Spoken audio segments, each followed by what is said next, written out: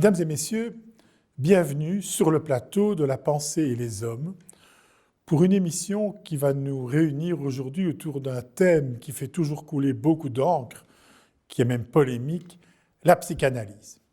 Alors, pour parler de la psychanalyse et approfondir ce concept qu'il faut bien dire reste parfois fort opaque pour beaucoup, nous avons invité Michel Thibault. Alors Michel Thibault, sa vie, c'est presque un petit roman à soi seul.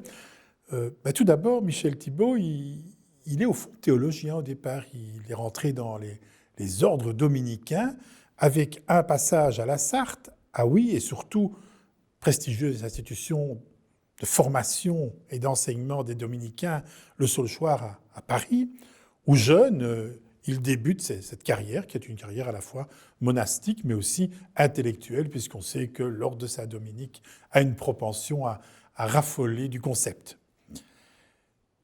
Il quitte les dominicains, et je suppose qu'il va tout à l'heure un peu nous en parler. Alors c'est assez amusant, parce que je crois savoir qu'en 68, Michel Thibault fonde quand même, si ma mémoire est bonne, le groupe révolutionnaire du Saulchoir. Le CRS. Le CRS, c'est magnifique, c'est déjà presque un poème, mais qui te fera sourire que ceux qui se souviennent vaguement de ces événements. Il devient psychanalyste, alors pour quand même donner deux références, en étant un peu plus sérieux, il est membre de l'école freudienne, ce qui n'est pas rien. Son superviseur est Jacques Lacan lui-même, en 1971. Vous verrez d'ailleurs une lettre que Lacan lui a adressée, et je pense que les lacaniens du monde entier vont considérer que La pensée et les hommes nous a presque amené une relique aujourd'hui d'un personnage qui a été magnifié et qui fait maintenant partie presque de l'hagiographie psychologique française. Puis il va partir pour le Chili, 13 ans si je tiens bien, entre 87 et 2000, et là, professeur de psychologie clinique, professeur à la Universidad Diego Portales. Une trajectoire avant le retour en Belgique et le travail de psychanalyse sur lequel on va revenir. On pourrait quand même ajouter, pour remettre une fleur dans le vase, que j'étais quand même 10 ans directeur des services socio-juridiques à Molenbeek avec Philippe Moureau, ce qui donne aussi un autre type d'expérience, mais quelque chose d'intéressant aussi sur le terrain. Oui, on va y revenir parce que ce qui m'a intéressé en vous invitant, outre l'homme et sa trajectoire, c'est aussi le fait que vous pratiquez une psychanalyse qui n'est pas cette psychanalyse un peu conventionnelle que l'on imagine avec le divan dans un milieu bourgeois et feutré où quelqu'un vient parler de papa et maman. Il y a aussi une psychanalyse en prison, une psychanalyse avec des personnes qui parfois ont un passé lourd, voire même très lourd. Toujours un passé lourd. Oui. Et donc, il y a quelque chose qu'on va essayer de cerner dans cette émission qui est de l'ordre de l'efficacité de la psychanalyse. Et ça, ce n'est pas rien, vu les critiques dont elle a été l'objet. Enfin, toujours en guise de préambule, je vais attirer l'attention sur ce hors-série du Monde qui a daté Sigmund Freud, dont vous verrez plusieurs images au fil de cette émission. Magnifique hors-série du Monde. Michel Thibault. Alors, la psychanalyse, elle est attaquée de partout, de gauche, de droite et même du centre. Vous persévérez alors que d'aucuns soutiennent la thèse qu'elle est morte et enterrée. Pourquoi ? Mais parce que j'ai eu l'occasion dans ma vie d'en vérifier l'efficacité, si je puis dire comme ça. Ce qui m'a fait quitter les Dominicains, que je remercie au passage de tout ce qu'ils m'ont donné, parce qu'au Saulchoir, c'était les théologiens du Vatican II qui étaient professeurs. Donc, il y a une force progressiste. Absolument, absolument, ils étaient tout à fait progressistes. Mais ce qui m'a fait partir, si on peut dire ça, c'était un peu quand même l'hypocrisie du système. Enfin, on ne va pas juger le système ici. Et ça m'a amené à la psychanalyse. Ce sont les Dominicains qui m'ont d'ailleurs autorisé à faire une psychanalyse, ce qui montrait quand même leur ouverture d'esprit. Mais bon, et j'ai fait ce cheminement. Alors j'avais la psychanalyse, mai 68, où j'étais là, et puis ce qui est arrivé après. Alors, ma rencontre avec Lacan en 71, voilà, et puis... mais j'ai toujours eu, je dois avoir un ADN social, parce que j'ai toujours considéré ma vie comme étant un peu le plus possible au service des autres et même de ceux qui en ont le plus besoin. Donc ça a été cette approche-là qui vous a intéressé, bon, la psychanalyse pour mieux vous connaître, vous approfondir vous-même, mais aussi la dimension sociale de la psychanalyse, d'où votre investissement aujourd'hui, comme vous l'avez souligné, notamment en faveur des prisonniers. Dites-moi, au niveau de la psychanalyse, parce que bon, dans le milieu des intellos, on connaît un peu, mais comment ça se passe une psychanalyse? J'allais dire, qu'est-ce que c'est, entre guillemets, ce truc-là? Eh bien, c'est un truc auquel viennent les gens qui ne sont pas bien dans leur peau, qui se posent des questions et qui sont, j'allais presque dire, malheureux, en tout cas qui sont mal, et qui, souvent après un circuit un peu erratoire d'essai de trouver un petit peu de paix, s'amènent chez un psychanalyste, généralement en désespoir de cause, en disant, comme tout a raté, peut-être que ça va marcher. Enfin, la plupart ont ce cheminement-là, parce qu'on ne va pas chez le psychanalyste comme ça. D'abord, psychanalyste, c'est un nom bizarre.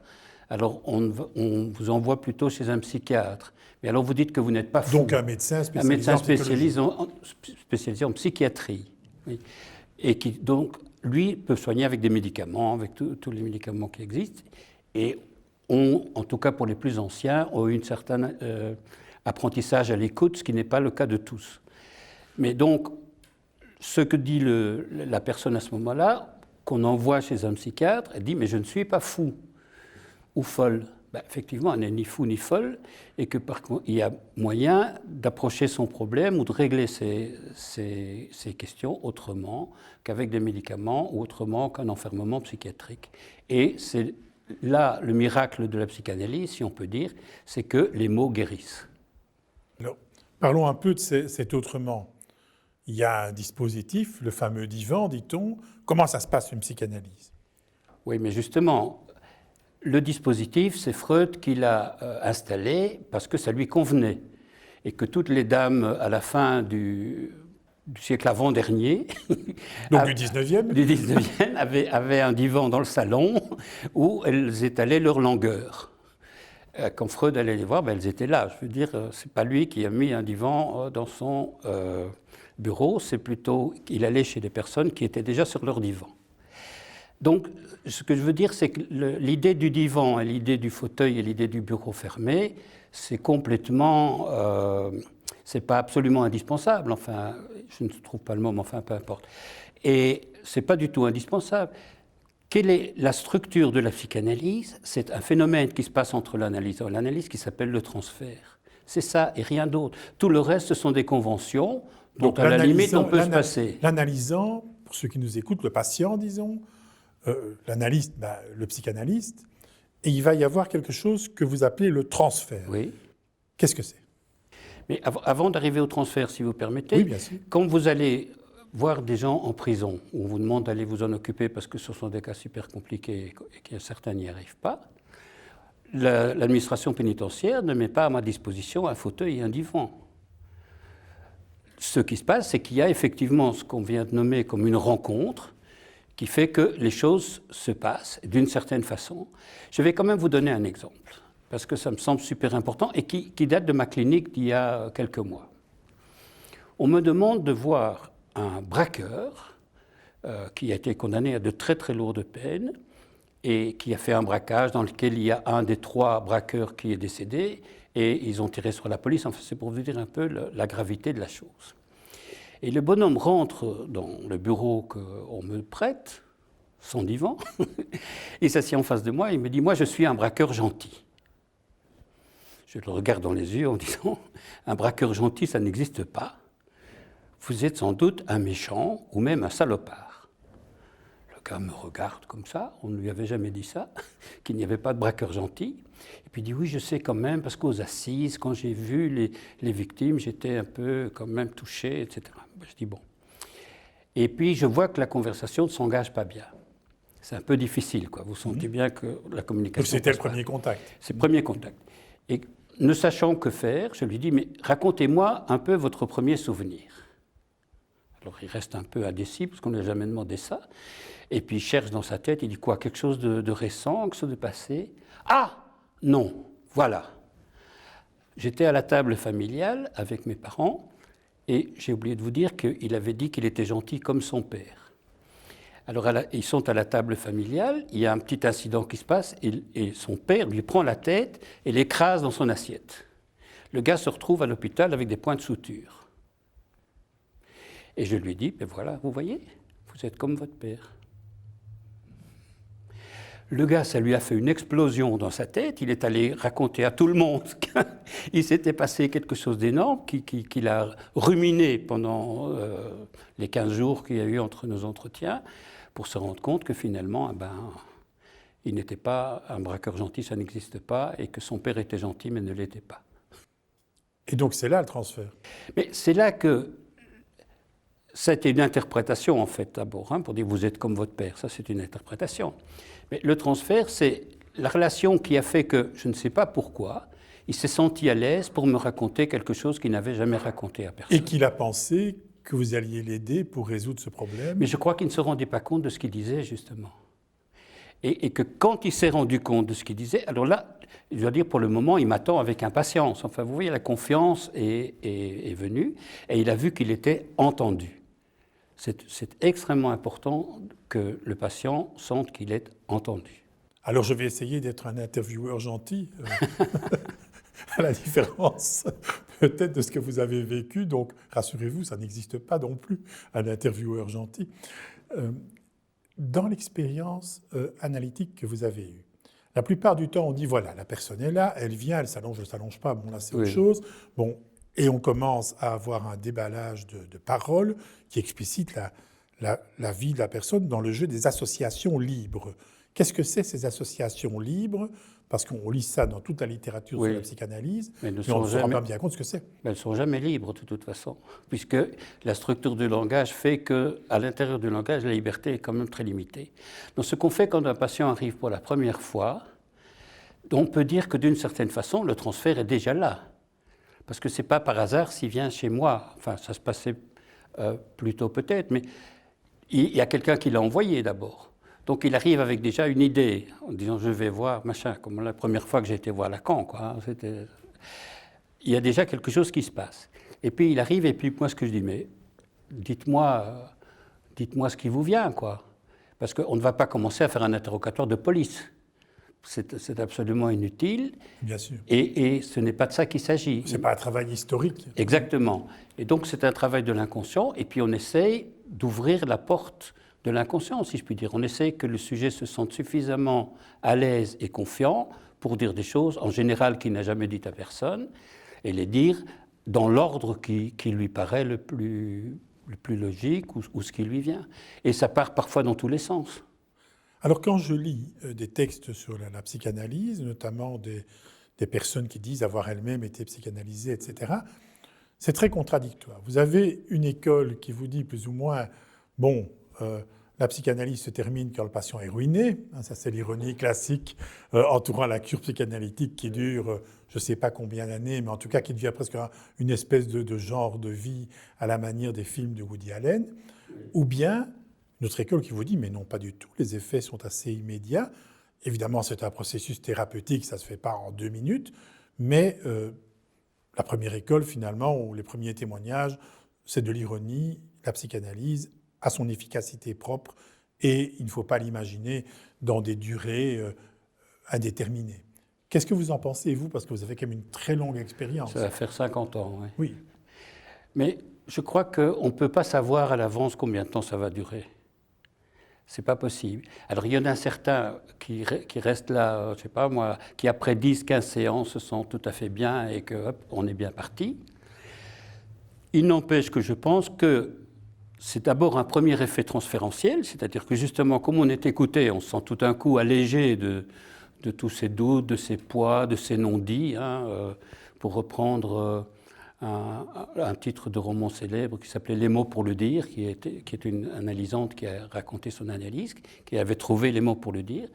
Bien, une fois qu'on trouve les mots pour le dire, ça allège le sujet qui commence à comment dire. Moi, je dis à mes patients souvent, la psychanalyse, c'est comme un puzzle. Alors, on a toutes les pièces dans la boîte, mais on ne sait pas si ce qu'on va trouver, c'est un château, un navire ou un paysage. Et donc ça prend le temps de remettre tout doucement les pièces à leur place. Et puis à la fin, on dit, tiens, moi c'est ça. Alors ça peut prendre quelques mois, ça peut prendre, pour certains, ça dure plus longtemps. Et pour ceux qui veulent devenir psychanalystes, moi je leur dis, ben, ça vaut la peine de traîner un peu et que le ciment prenne, quoi. Parce que si on garde le ciment un peu trop mouillé, ben, il y a encore des traces de pas qui viennent dedans. L'image est jolie. Maintenant, je me pose quand même une question.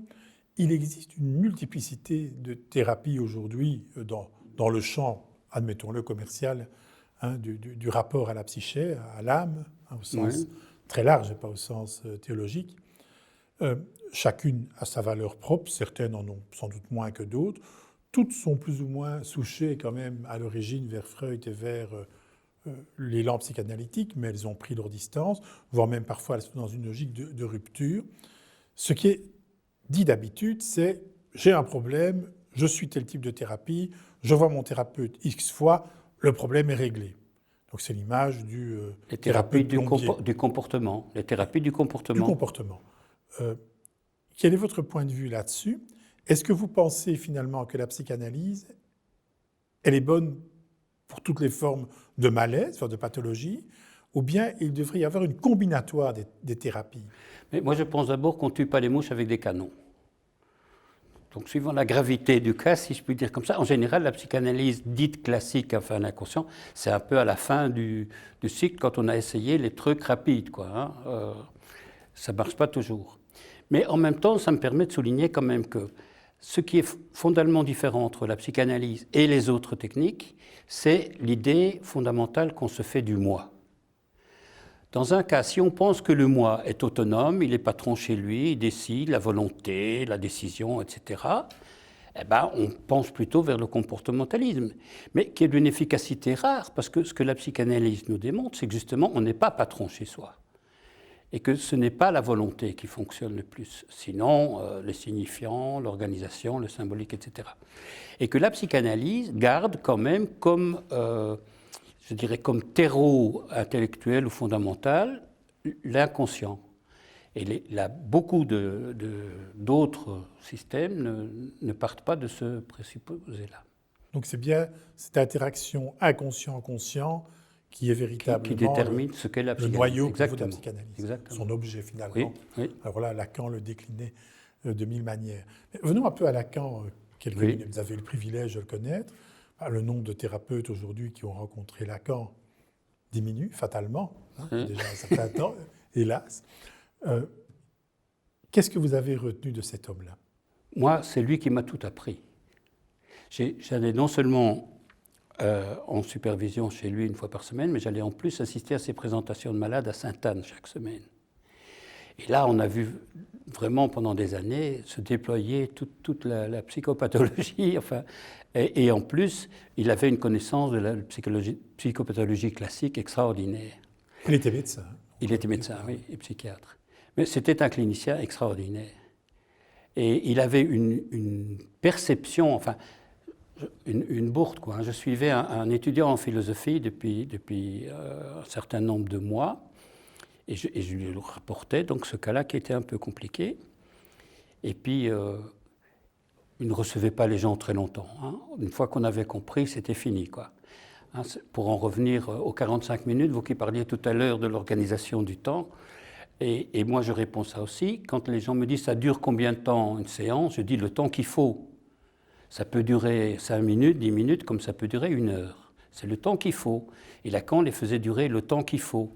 Et en général, on sortait de chez lui, même après 10 minutes, suffisamment secoué, que pour pendant les 2h30 de train que durait le retour, on ait le temps de oui, parce que dans le système ça. freudien classique, c'était les 45 minutes, oui, pas plus, mais pas parce moins. Que ça arrangeait Freud, qui était un professionnel gentil. Donc Lacan, une façon de... Lacan a une autre conception, il voit ça de l'intérieur, et en voyant comment l'entretien se structure, eh bien, il essaie de couper à un moment fondamental. D'ailleurs, il a fait une théorie de la césure, de la scansion, etc. Et ses détracteurs ont la vie belle de dire « oui, mais c'est 45 minutes chrono, quoi. On n'est pas des parcs-mètres ».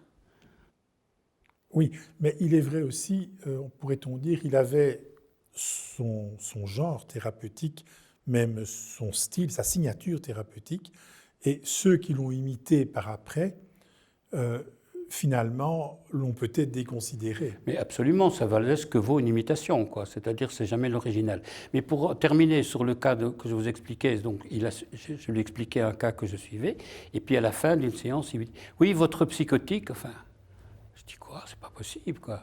Je suis passé à côté. » Parce que vous ne le teniez pas pour Parce psychotique. que moi, je ne le tenais pas pour psychotique. Et avec ce que je lui avais raconté, lui avait posé un diagnostic vraiment clair, quoi. Donc, dans la logique d'une supervision, où vous lui expliquez un cas difficile que vous avez dans votre cabinet, oui. Lui, par rapport à ce que vous avez dit, détecte il en tire la substantifique le problème de l'intéressé, alors absolument. Que vous l'aviez devant vous en permanence. Mais c'est ce que Lacan a fait avec Freud, figurez-vous. Quand vous prenez les grands cas freudiens, eh bien Freud nous apporte, si on peut dire, sur un plateau, une analyse plus fine de ce que lui n'a pas découvert et n'a pas mis de mot dessus. Et c'est ça l'extraordinaire de Lacan, c'est que quand il relit les cas freudiens, eh bien il y trouve comme ça, j'allais dire, la substantifique moelle à laquelle Freud, qui n'avait pas les moyens linguistiques, philosophiques que Lacan avait, leur rend leur substantifique moelle. Ah oui, donc vous êtes alors un lacanien convaincu. Absolument, absolument. Et j'ai dû commettre, quand j'étais plus jeune, quelques erreurs de faire des séances courtes par, entre guillemets, imitation. Et bien maintenant, je n'y pense plus. C'est une bonne chose parce que c'est la preuve que c'est intégré.